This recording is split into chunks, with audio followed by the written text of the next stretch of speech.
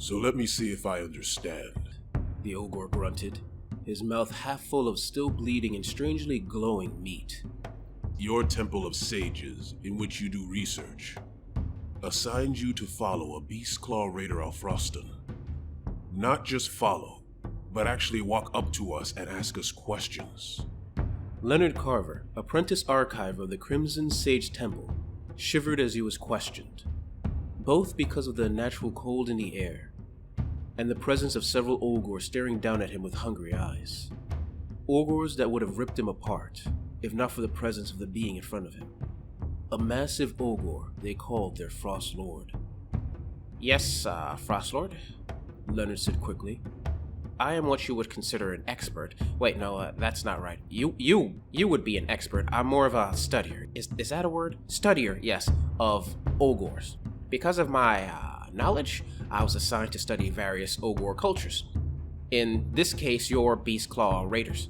Although I'm not usually assigned to leave the temple to study your people in person, I'm more of a book researcher. I can only assume my superiors wanted me to get some first-hand experience. Or, the Frost Lord said as he chuckled, you did something that made someone angry, and they hoped sending you here would get you killed. You are rather perceptive, Frost Lord, Leonard said meekly, memories of a previous unwise comment to a superior still fresh in his mind. An uncomfortable minute passed before the Frost Lord burst out laughing, slapping his knee and causing the surrounding ogres to share in his mirth, filling the air with the sounds of deep and bellowing laughter. Don't worry, Leonard, the ogre said in a comforting tone. I won't be eating you, for 2 reasons. First, you had the strength to come here on your own. I expect that from a warrior, but from someone like you, it's especially impressive. Leonard raised his head, unused to such praise. He felt a small amount of pride grow within him. And the second reason, Frost Lord? You're as thin as a rail, the ogre answered matter-of-factly. I could barely use you as a toothpick. Not really worth the meat.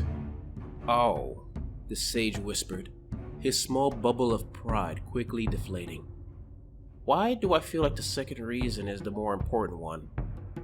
Because, Leonard, the ogre said through a hungry smile, you're a smart man.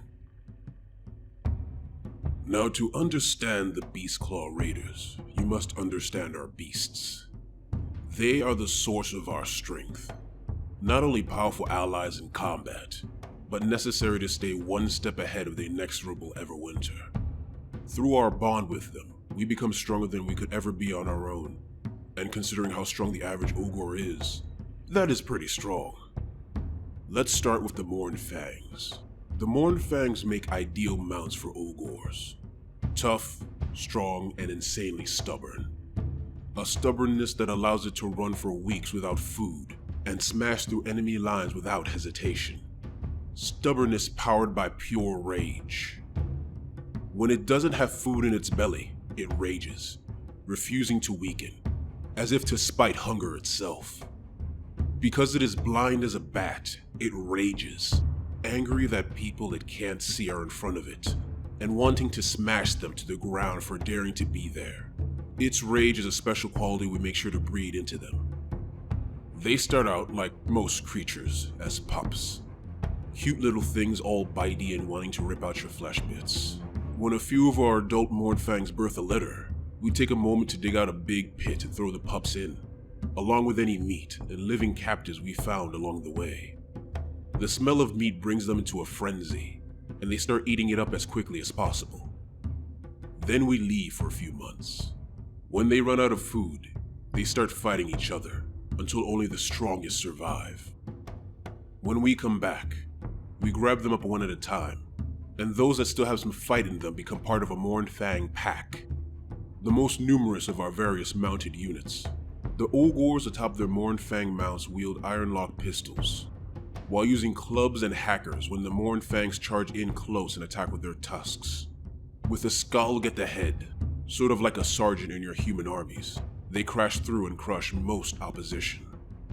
Huge and heavy stomping machines, the stone horns are powerful beasts able to smash through walls as easy as they can smash through armies.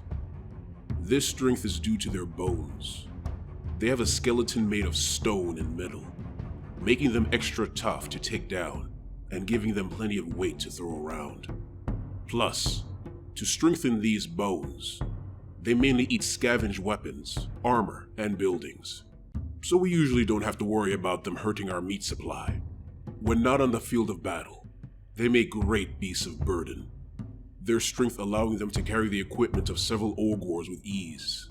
However, like us, the Stonehorns must constantly be on the move, not for fear of the Everwinter, but fear of their stone-like nature.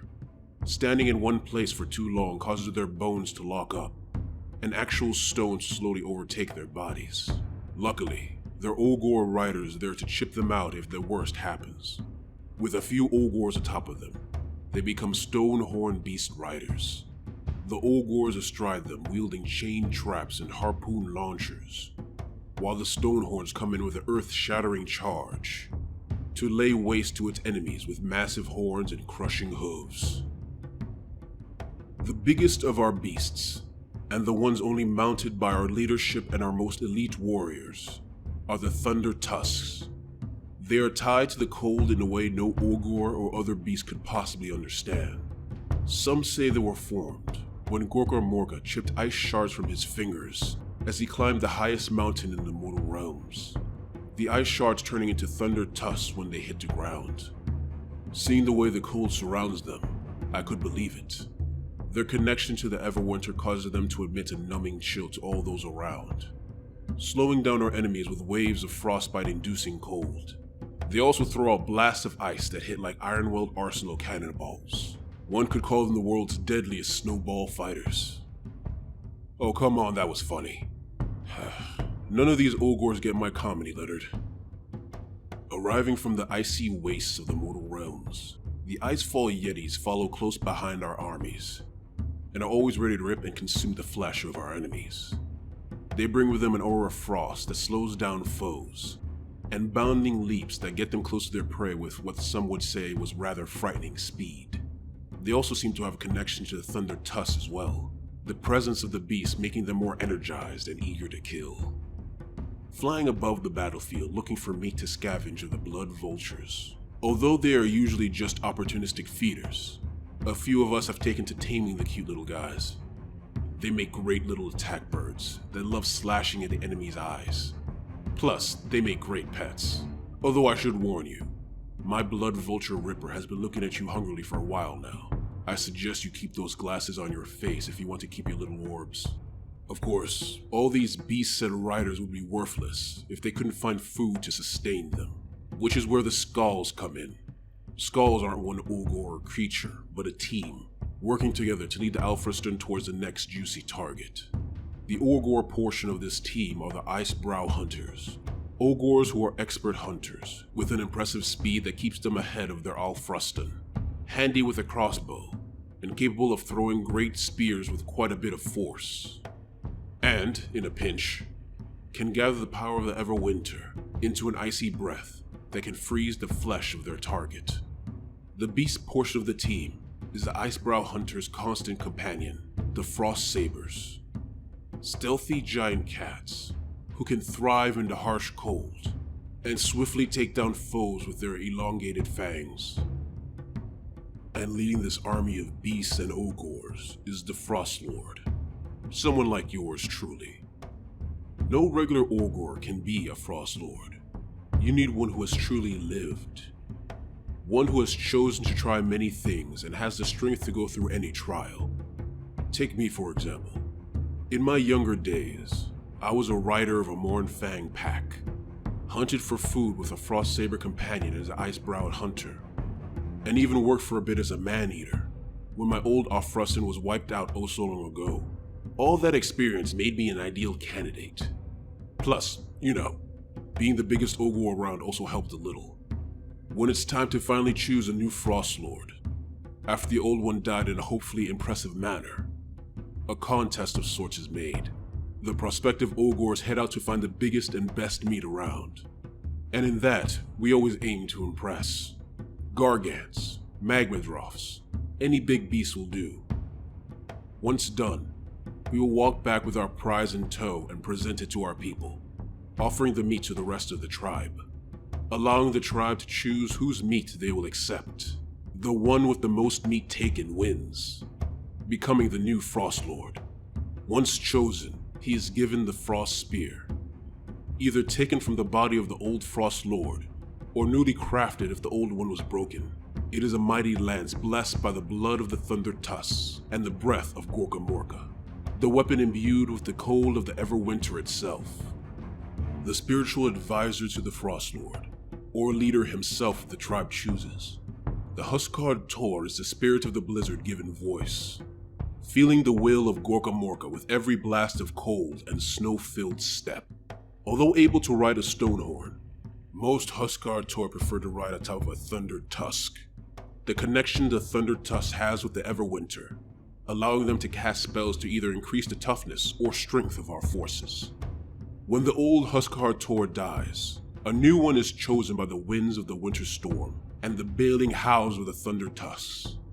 It is essentially the Everwinter itself, choosing who it would like to be its next voice. Most Frost Lords usually decide to make it official rather quickly, as nothing good ever comes from denying the will of Gorkamorka. After quickly scribbling the last of the Frost Lord's words into his notebook, Leonard shoved it and his quill pen into his bag. Closing it, Leonard raised his head up towards the massive ogre, a shaky smile on his lips and a desperate air around him as he spoke. "This is much more than I expected, my lord. Truth be told, I expected a swift death, so this is quite the boon. I thank you for this information. I know you must move on, as is your nature, and I would hate to impose myself on you any longer. I'll just get going and..." Before he could even begin to stand, a massive hand rested at his side, a hand belonging to the now uncomfortably close Frost Lord. "Leonard, you aren't going anywhere yet. I wouldn't be much of a host if I didn't invite you to dinner. That is, if you're interested." Leonard, frozen in fear, said the only thing his self-preservation would allow. Of course. Wouldn't miss it for the world?" An hour later, Leonard walked through the winter snow away from the Beastclaw Raider camp, his stomach distended and in pain. True to his word, the Frost Lord had invited him to dinner, a gathering composed of a large number of ogres and piles of meat. Meat he tried his best not to identify. Meat that the Frost Lord made very clear he was not to refuse. Although he survived the experience, somehow, his horse wasn't so lucky. Several of the ogres becoming a little overexcited and consuming it in a shower of blood and gore. He could still hear the poor beast's screams.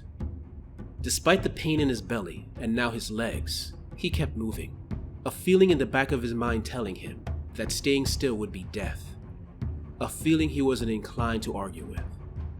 High above and slowly circling the unfortunate human, flew the Frost Lord's blood vulture companion, Ripper, the creature patiently waiting for its prey to die in the winter cold, hoping to eventually fly down and peck out the human's delicious little eyes. Hey guys, this is Arvandus and I hope you enjoyed this video on the forces of the Beastclaw Raiders. If you liked it, please like, subscribe, and comment. And if you really like it, please consider giving to my Patreon.